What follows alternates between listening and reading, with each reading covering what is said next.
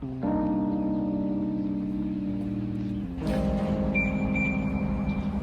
んにちは、オートウエストエンドです。今日は他の車とは違った BMW のウインカーの使い方をこの X5E70 を使って説明していきたいと思います。まずは少しの間だけ点灯させる方法。少しだけ倒すと段差に当たる感覚があります。そこで止めると数回だけ点灯します。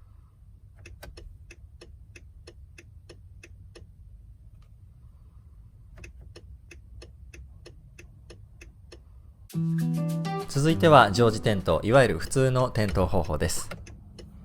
最後まで倒れるところまで目いっぱい倒します。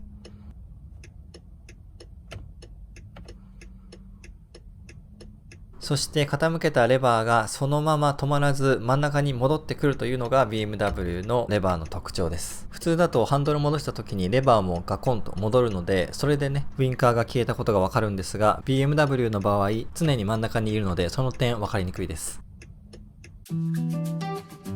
点灯したウインカーを消すには反対方向に倒すと消えてくれます。まあ当たり前のようですが、ちょっと注意点がありますのでこの後説明します。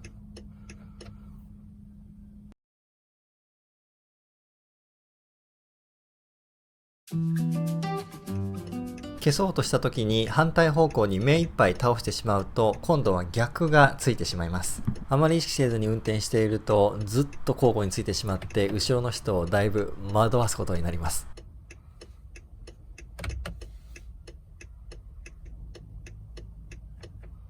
軽くちょんと押してあげる感じ、それで止めることができます。そして軽く倒すということには変わりはないのですが、ウインカー点滅している方向と同じ方向に倒しても消すことができます。これは BMW のレバーの構造ならではのことだと思いますが、消そうと思った時に仮に倒しすぎたとしても今ついているウインカーが点灯し続けるだけなので、同じ方向に倒して消すというのが僕的にはおすすめです。軽く倒して規定の回数だけ光らせる、僕は5回の設定になっていますが、それ以降もその状態をキープしますと離したところでウインカーが消えます。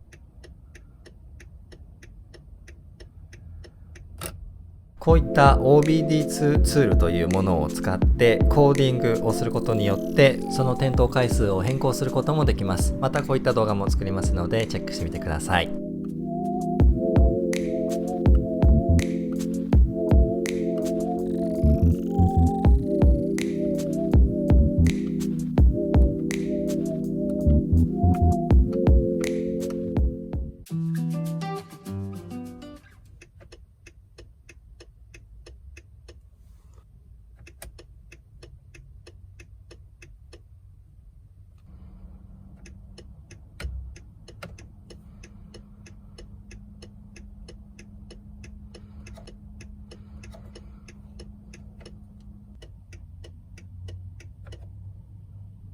ではこの後実際に運転してウインカーを使っていきたいと思います。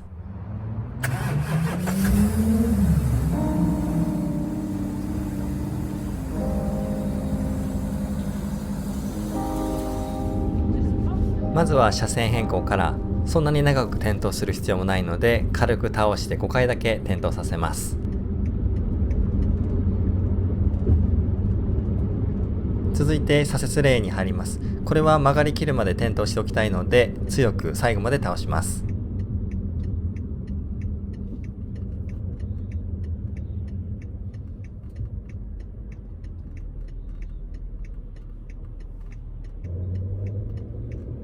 そして他の車と同じようにハンドルを切り返しますと自動で消灯します。こちらもハンドルを切り返すと消えます。ハンドルをそこまで切り返さずウインカーが消えないときは軽く倒して消します。同じ方向に倒すのが僕のおすすめ。